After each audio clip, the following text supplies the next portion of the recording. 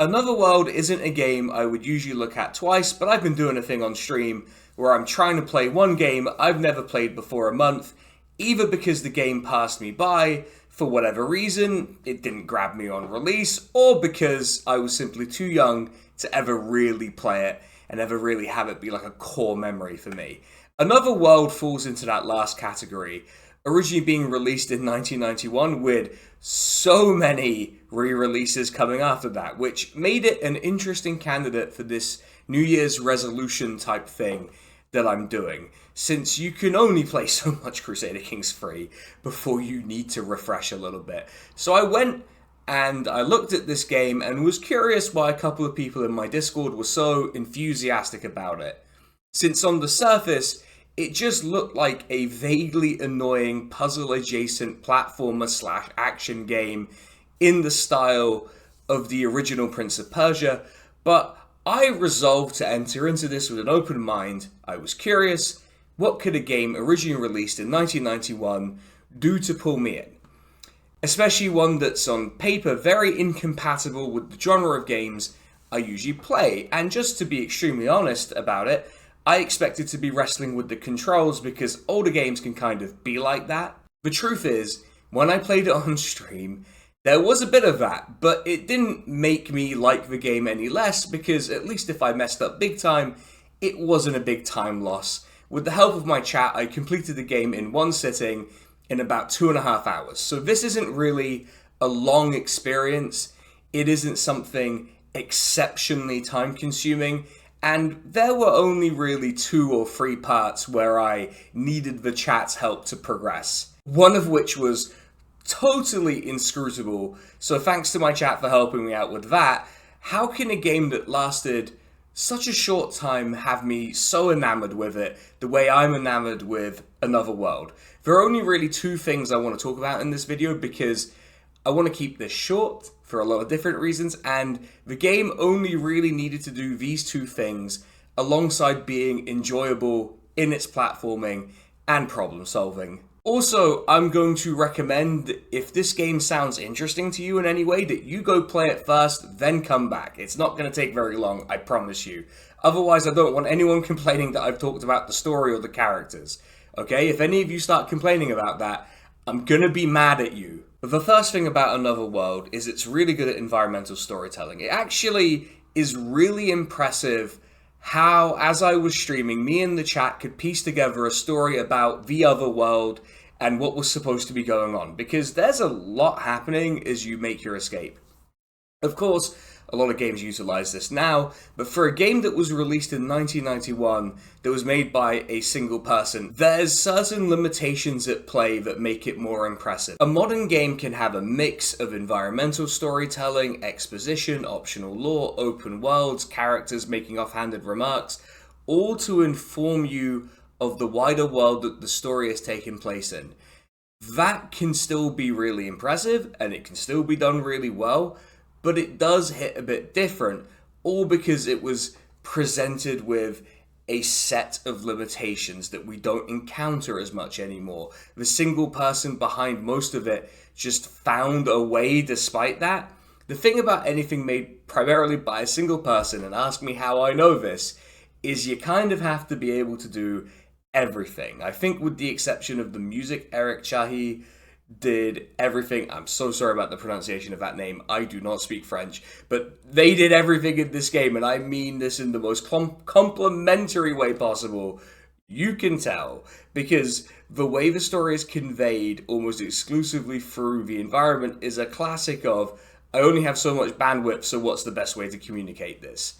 He had choices. Narratives had been communicated by other means before this, but the decision to do it this way with this kind of setting and this kind of game was probably the best way to do it, and arguably saved him a bunch of grief. So, win-win really.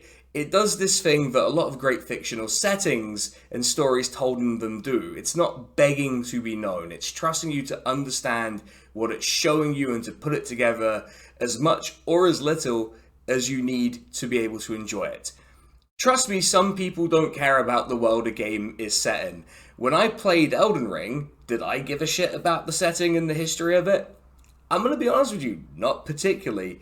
It was nice, but it was kind of optional. And to be honest, that still doesn't stop me watching like 3 hour long lore videos, but hey, that's life. This is a good thing. Nothing gets old faster than a setting that's desperate for you to get to know it when you don't necessarily have to. We're going to set aside the prison break aspect of the story for now because I want to return to it when we talk about the best companion character in video game history. But I want to talk about the story of the other world that's communicated to us through the environment besides the bit that involves our characters. So what kind of place has our protagonist Lester, and yes, that is his name, been transported to in a particle accelerator accident? Which, God, I wish that was me sometimes. Firstly, this other world clearly has an intelligent species, or at least one that's of comparable intelligence to humans. They have cities, they communicate in similar ways to us, they have guns in prisons, which actually now you think about it is kind of a depressing commentary on the nature of intelligent life. Especially when you consider the first encounter you have with the aliens is them shooting you and then jailing you for being different, presumably. It's really sad actually, but I guess we'll talk about that a bit more later on. On that point, we know that this society has some kind of carceral state. You can see that. They put prisoners to work. The prison you initially escaped from seems to be quite large, certainly multiple levels, so we can reasonably conclude, however this society is structured, that they're probably imprisoning, maybe enslaving is a better term here, but whatever you choose to call it, they're doing it to a lot of people who superficially resemble them, and of course Lester now. Which means they have a capacity for violence, and well, you can find that out in a number of ways as you play through the game. Sometimes you find out about it over and over again in the same spot, though when you look at the environment they live in, you kind of get it because everything seems to kill you one way or another.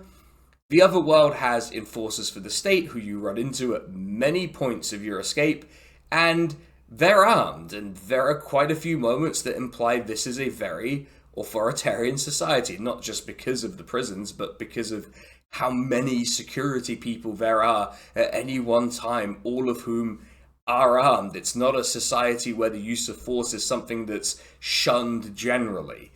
You would inevitably ask, why are there so many armed thugs acting in the interests of who or whatever has imprisoned you?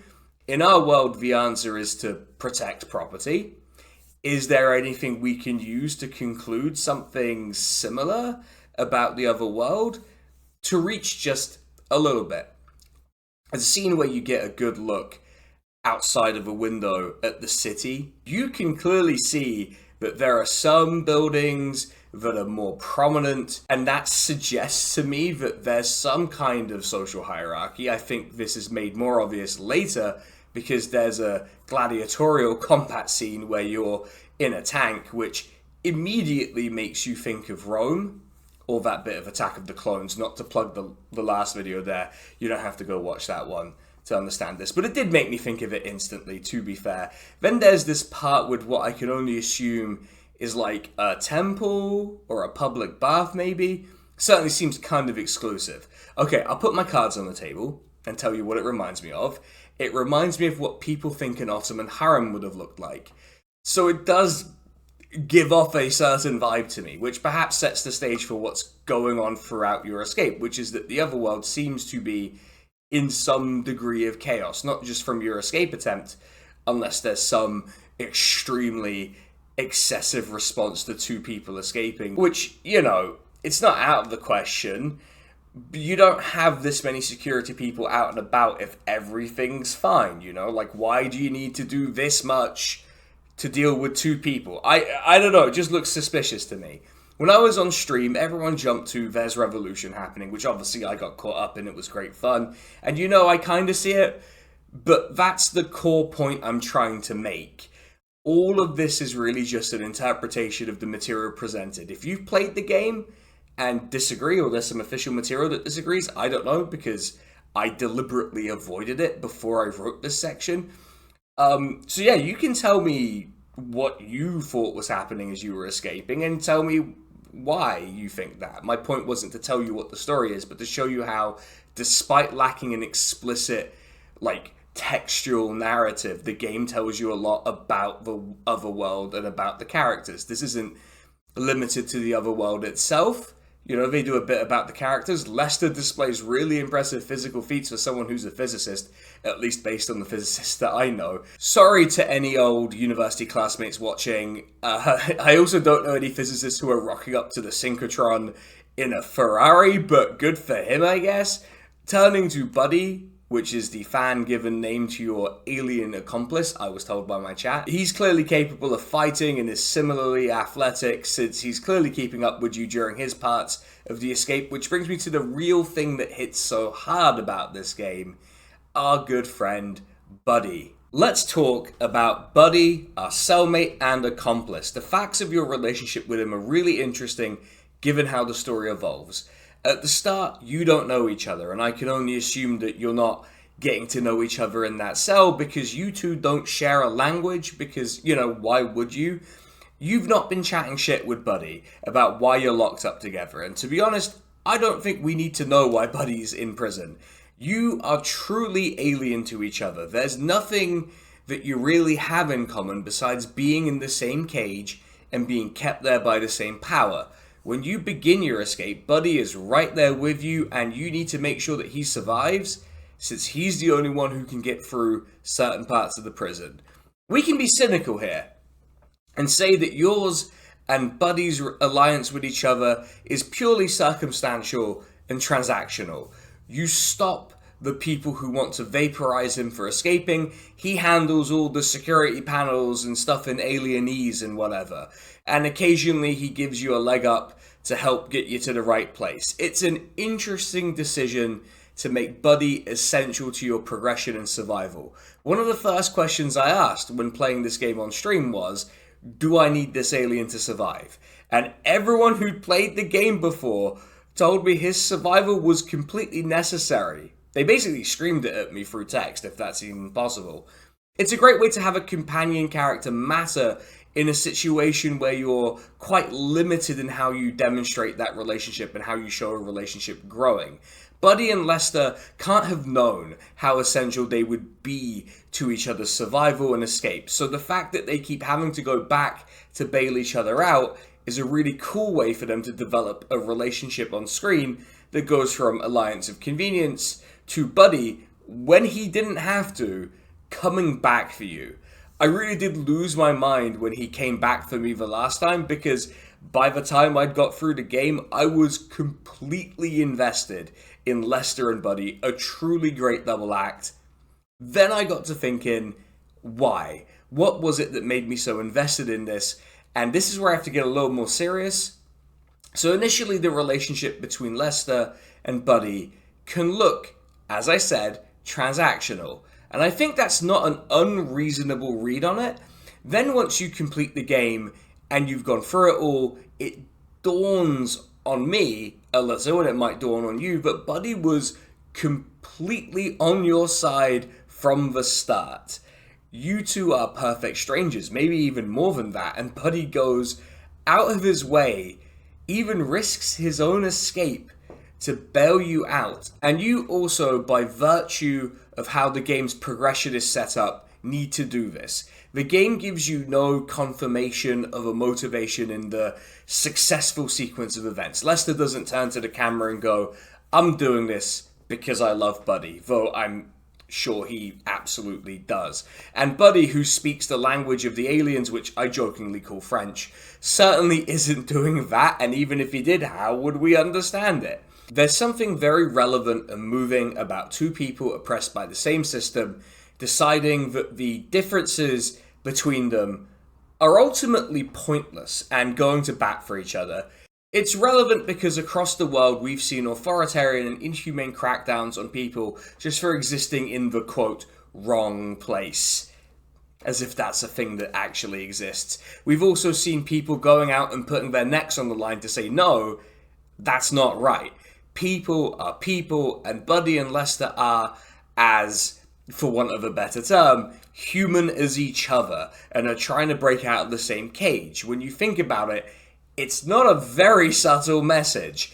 I can't speak to whether that was intentional. All the way back in 1991, I've kind of deliberately avoided seeking that out for this video. But art has a way of taking a life of its own, and that's the way it now reads to me.